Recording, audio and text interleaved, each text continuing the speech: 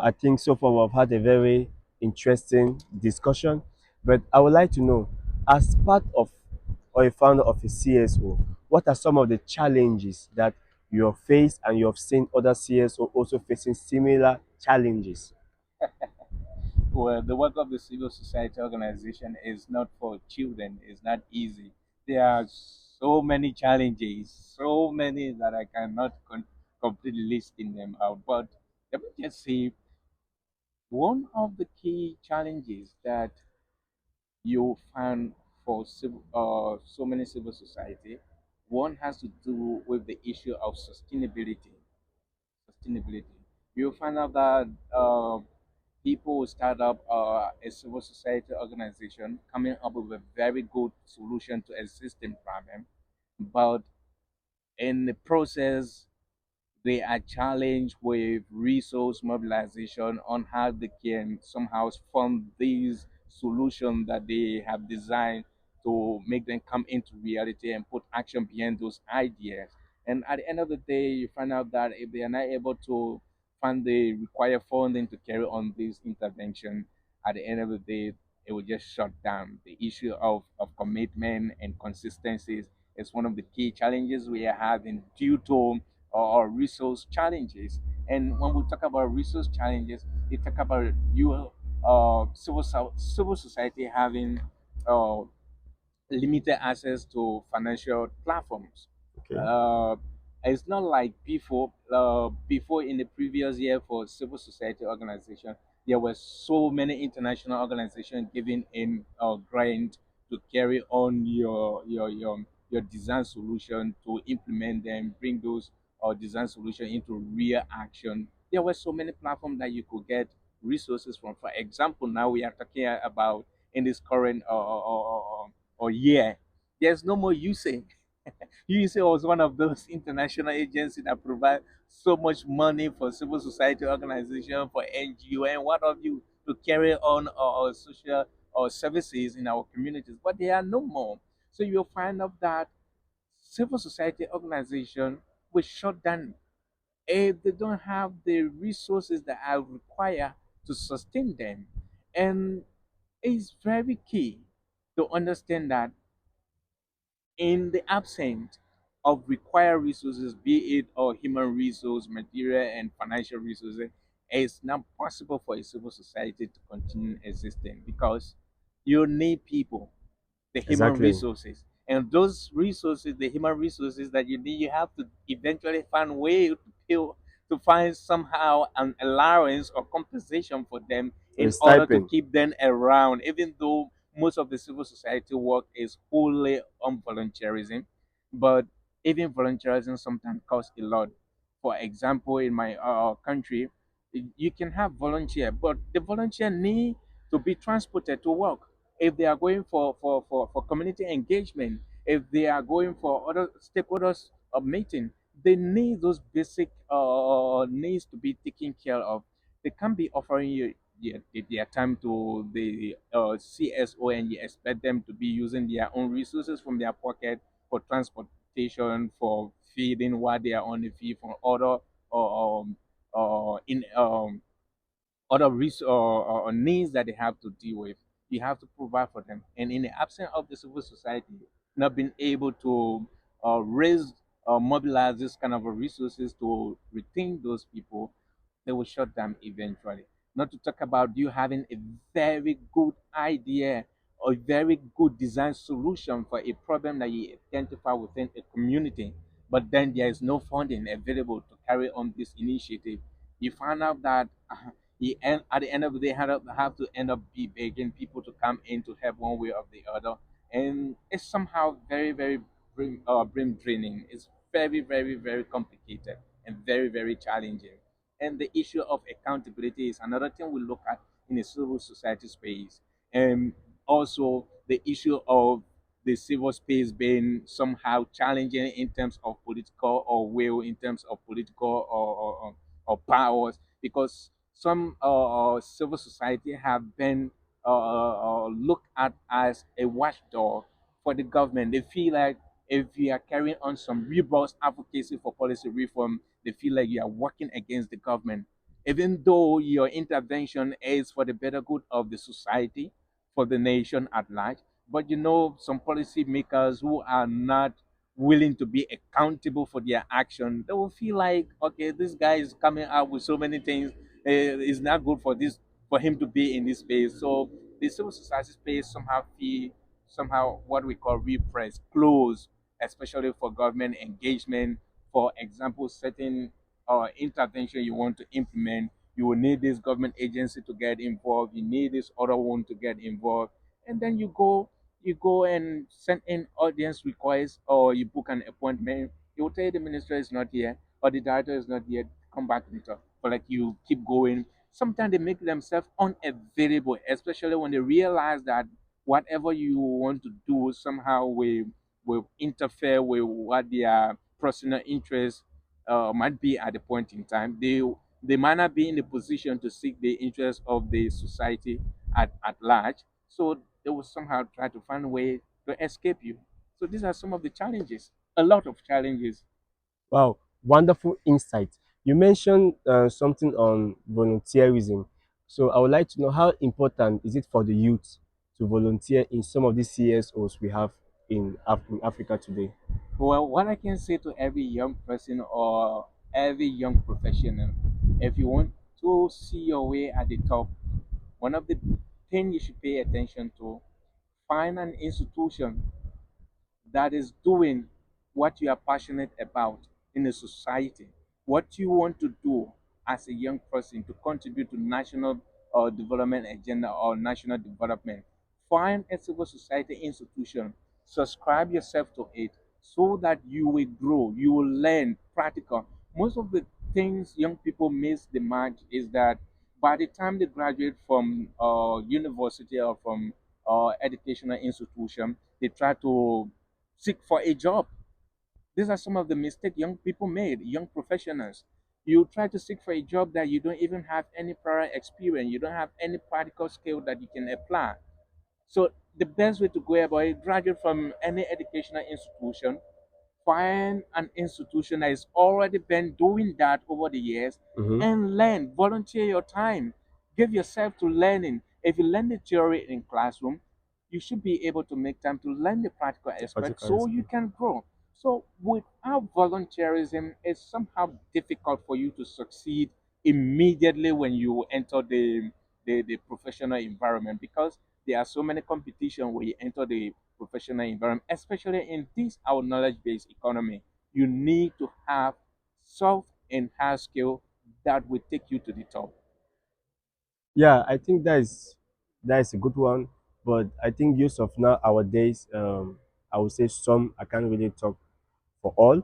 I would say some, they don't like the aspect of volunteerism because at times volunteerism they don't get any financial benefits, be it short term or long term.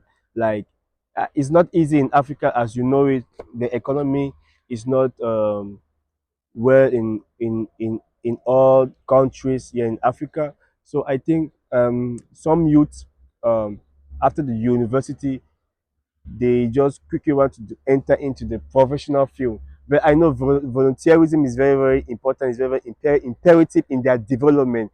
And with the volunteerism, they will have like a background knowledge on what they will find out there in the professional field. So I think it's very, very important. But what can you say to these youths that they don't want to volunteer because they think like it's a waste of their time, their energy, and their resources? Where I think to every young professional who want to enter the working environment, what you should do is to do what I call waiting with a strategy. There are so many young people who are looking for job, but they have no strategy. Or skills. They have no Forget skills. about the Yeah. skill. They can have the skill. They will Hmm. be looking for the job for 2, 3, 4, 5 years. They are still writing letter of Yeah. application. They are waiting without. You are looking for a job without a strategy. You just writing communication or applying for job is not just. It's not just enough.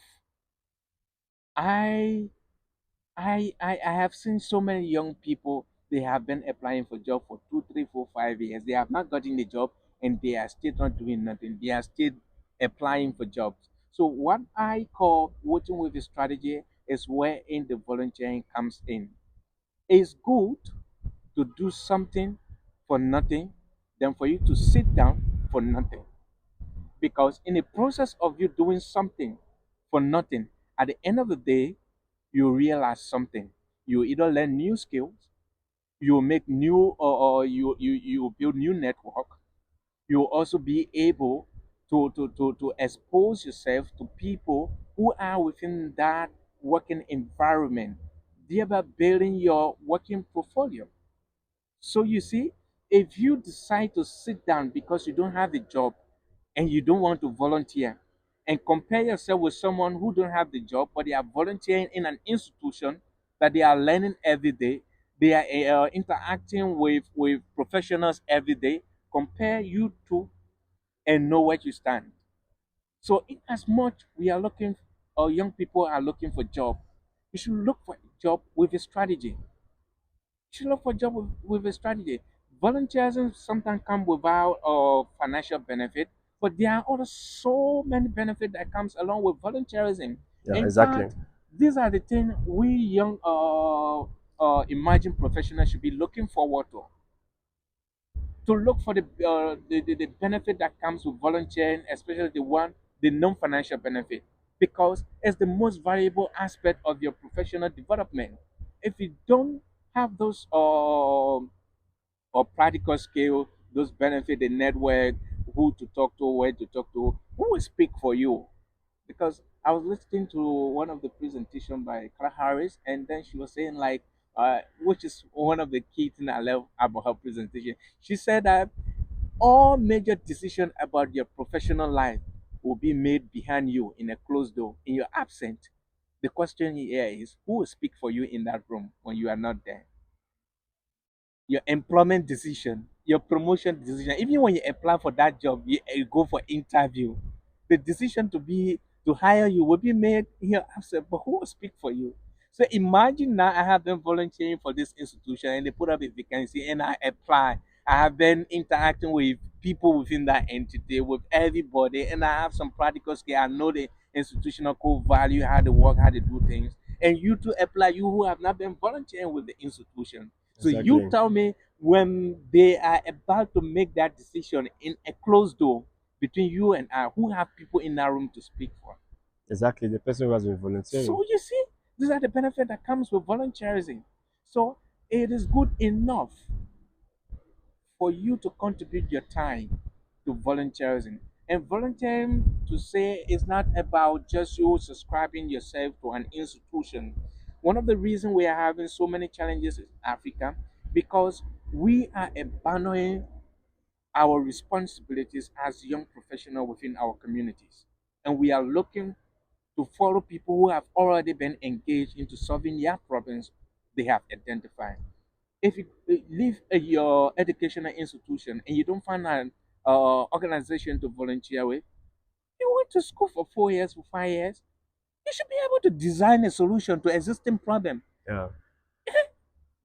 You just need to put action to the solution you have designed. That's another mean of volunteerism.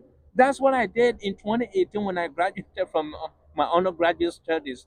Okay, I had this passion of providing this career counseling and career pathway for young people who were just graduating from secondary school to university.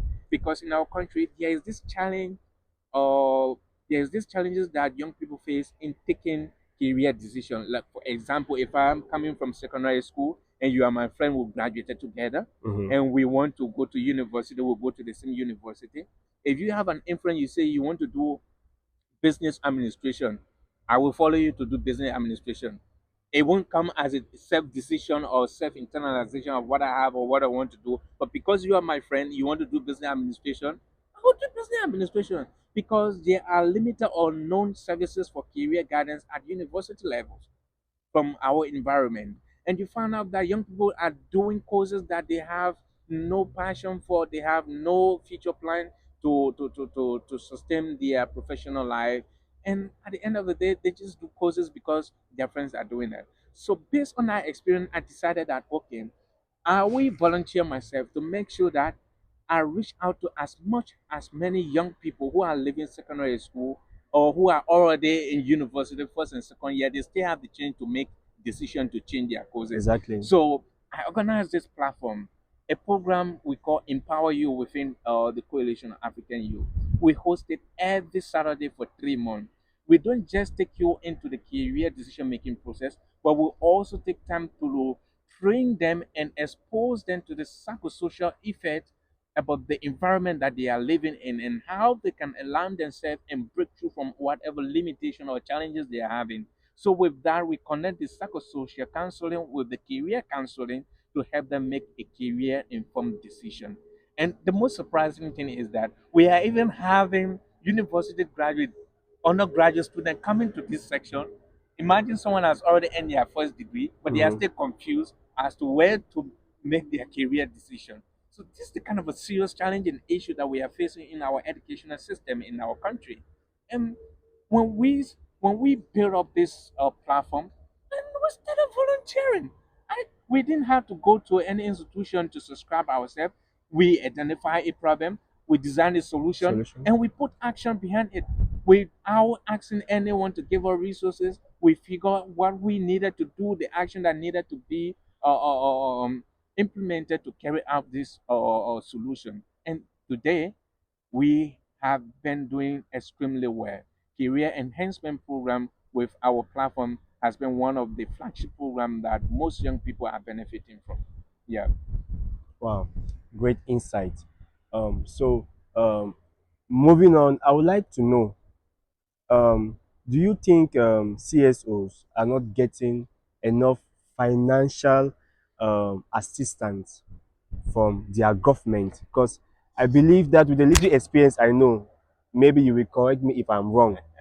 But to my best of knowledge, I think a lot of CSOs, especially those that are for non-profit, they get a lot of financial assistance or grants from international organizations out of their country.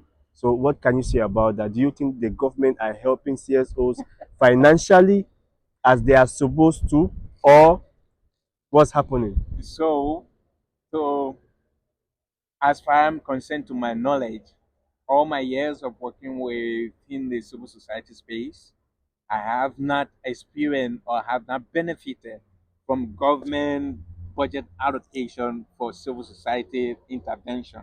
I don't know for others because civil society is a big space. There are Yeah. so many civil society organizations, but also I have not been able to hear in any budgetary or national budget allocation discussion that this amount has been allotted to help civil society organization in Liberia. I Okay. have not seen that. I have not benefited. I don't know anything Okay. about that. But when it comes to in terms of government providing support, in terms of providing documentation, the legal Yeah. or certification, they do that. But sometimes it's not even free. We have to pay for them.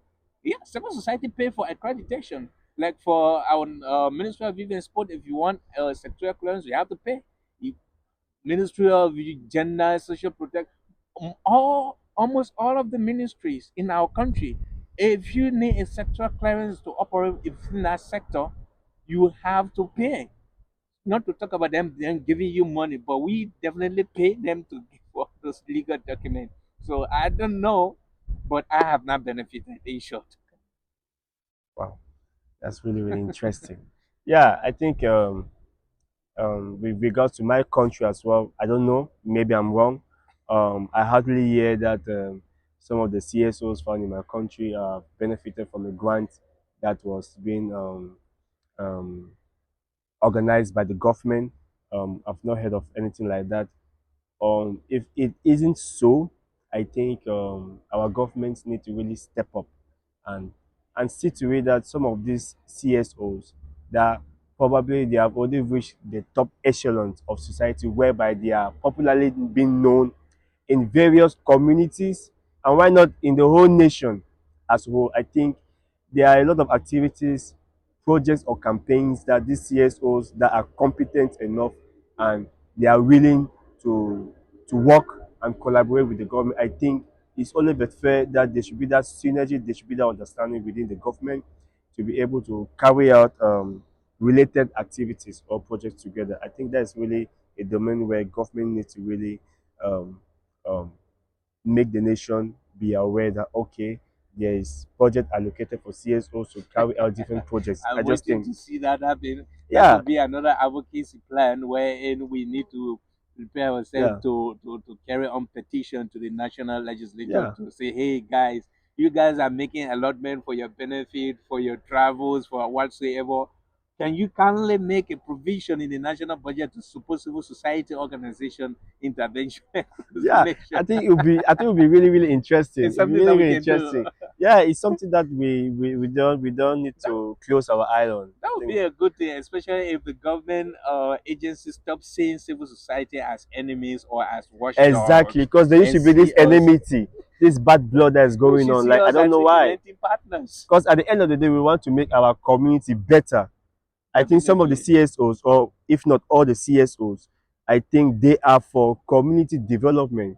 They are for youth definitely, empowerment, definitely, which ties with some of the objectives of the government. So they shouldn't be seen as enemies.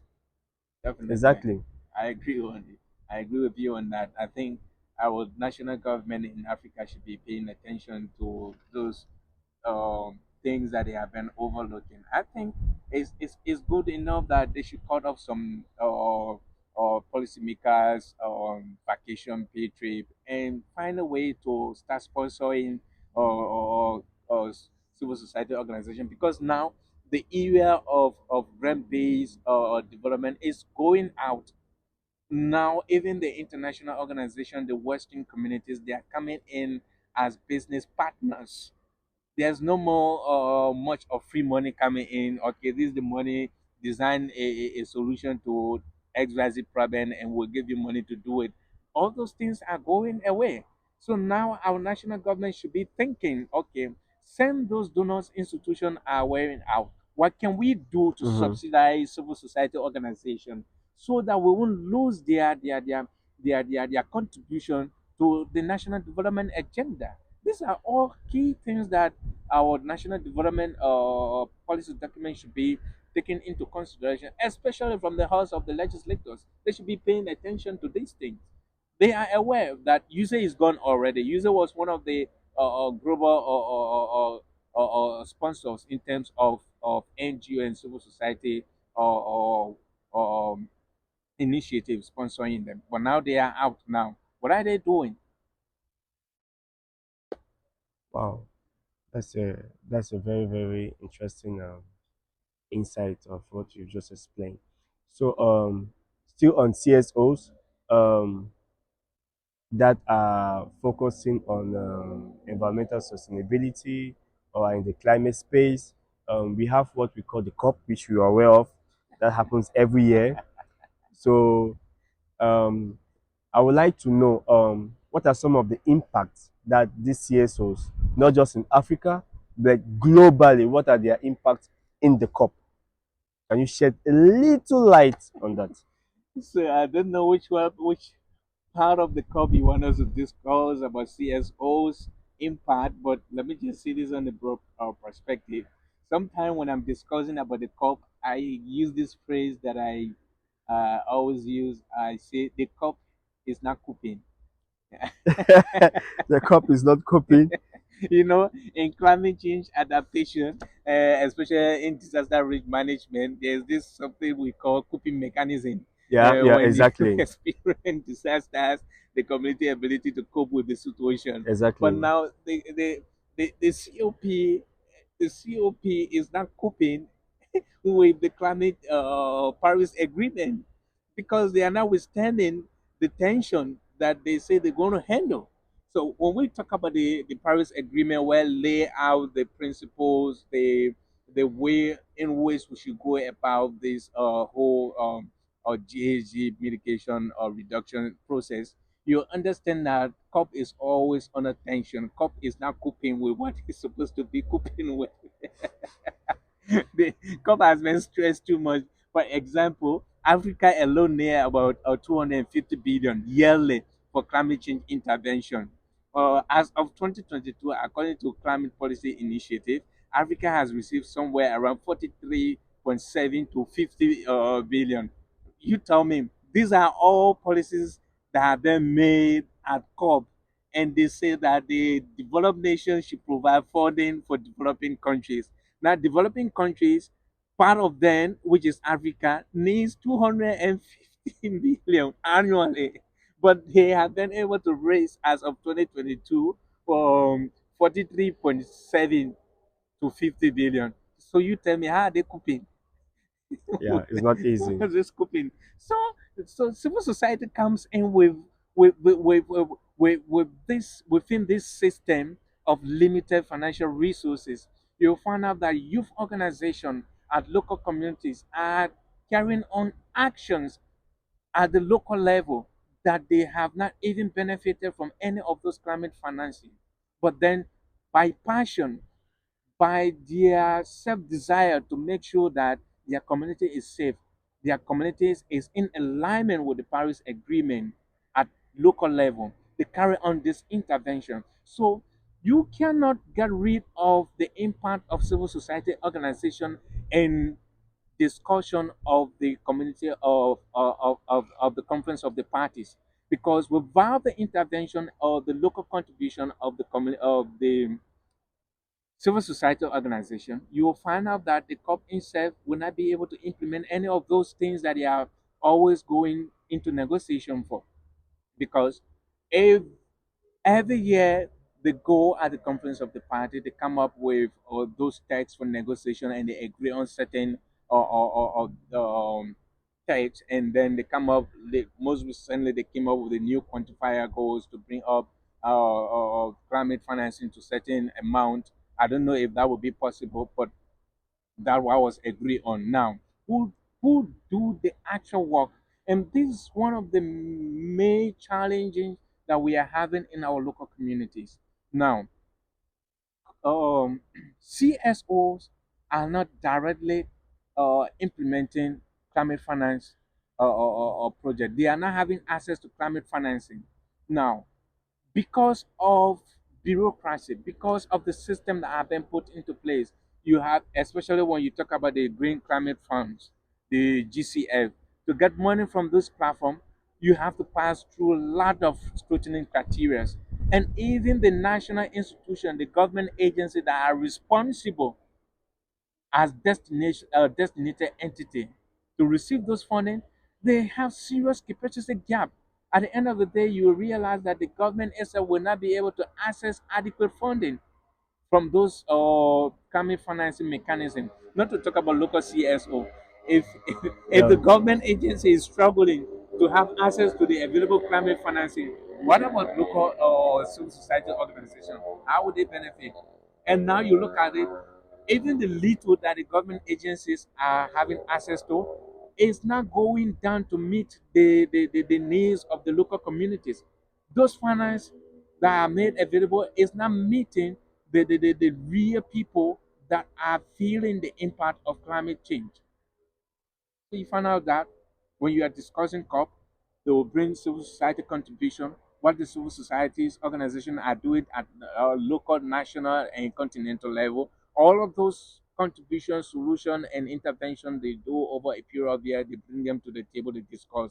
That is one of the reason that ministry asks for sector clearance. If you are a civil society organization, for example, for my civil society organization, we apply for sector clearance to the to the Environmental Protection Agency of my country. Now they're going to ask me where are my intervention going to take place. I have to tell them it's going to be in Bonn, in Lufa, in Nima. These are the various counties in my country. And if you give them the list, now they will also ask you what are your focus areas. Is it climate change adaptation, mitigation? What are you going to be doing? You also have to explain, give them those details.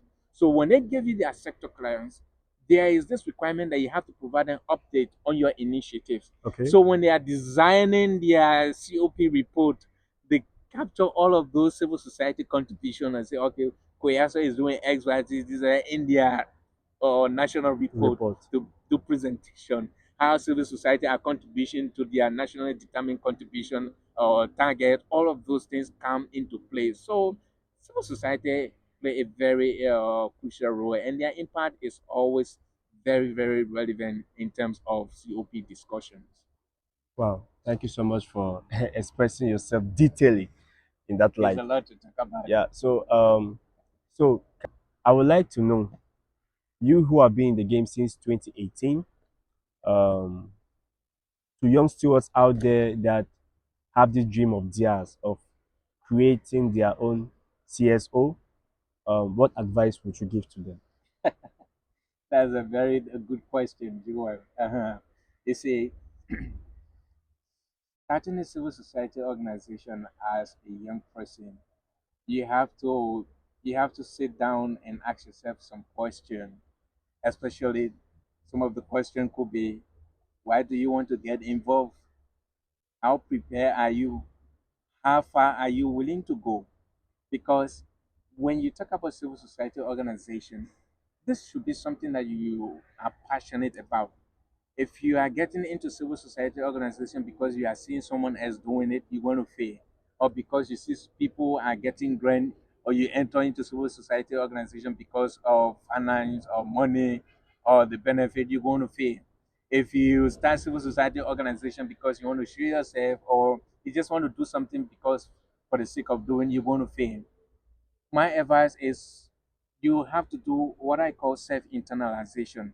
You have to know yourself first and understand what you can handle. Because there's a whole lot civil society organization or NGO work, especially if you are the founder, you have to say goodbye to sleeping hours because it requires continuous thinking.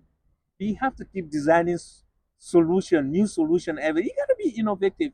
The solution you use to solve this problem this year, if you want to tackle that problem next year, you can use that same solution because it's not the same period. Things have changed. The way people were acting or doing things in that year is not the same way they're going to be acting the following year. So it requires continuous innovation. And one of the things I've also observed within the civil society organization, I'm still learning. I have mentors that I run to so many times, and I run to them, ask them some crazy question because one of the things I observe is that so many civil society organizations are doing the same thing, but the approaches are Are different. different. Yeah. So not because this one is doing climate change education, you think that you can do climate change education. Look at the environment the person is operating with or in, the people they are dealing with, and how they are doing things. You can do the same thing and using another approach and another targeted beneficiaries. We have men, women, children, whatsoever, different set of group, and there are problems everywhere in Africa. And if you want to start this thing, these are some of the things you're going to be paying attention to say, okay, I want to solve this problem as a civil society organization. But then, who should be my target? What are the expected outcome? If I get involved into this, you have to know the end result before you even get started, or else you will know where you end. These are some of the guidelines. You say, okay, this is the initiative I want to involve into, and at the end of the day, I expect to see XYZ. I expect XYZ to benefit and XYZ result. So based on that, you'll be able to use that as a guiding tool. Even though in most cases, as a civil society organization leader, not all of the time you will have solution or answers to the problem that you are trying to solve. But the most important thing, start with what you have, start with what you know. In the process, you will learn, you will uncover new things, and as you continue doing, things will start getting revealed to you. And at the end of the day, you will just reach to your final destination. If I tell you that when we started civil society organization, I had a clue of what we wanted to do 100%, I will be lying to you. There are so many of things I have seen myself accomplish over the past years within the civil society space. When we started, I had no idea about them. Like for example, when I left of my undergraduate studies, I didn't know anything about project proposal writing, but I started civil society organization. But then when I was involved into it, I realized that you cannot succeed if you don't know how to write project proposals, if you don't know how to make report. These are things that we were not taught to do in university. They were just taught theory. To put them into practice, I never did them in school. So you see, you have to pay attention to these things. Start with what you have. If you have passion, it's enough for you to start putting action behind your passion. For faith believer Christian, they will say faith without action is a dead faith. If you know that this thing that you can do it and it will bring this result, put action behind it. One of the challenging thing I've seen with young people, they have solution to almost all of the problem in terms of conversation, discussion. If you ask them, they will explain to you, they will talk about a lot of things, but hey, they are not willing to put action behind what they are saying. So you see, at the end of the day, it become a mere conversation. At the end of the day, it became a mere discussion. But if you were to single out one of those solutions that you know that you identify for a specific problem and put action behind it, regardless the hard time, the tough time that comes along with it, be consistent with what you are doing with your action. Be committed to your action. At the end of the day, you will see result. So this is just my simple advice to young people who are thinking or who are starting civil society organization to contribute to their community development and national development and continental development agendas.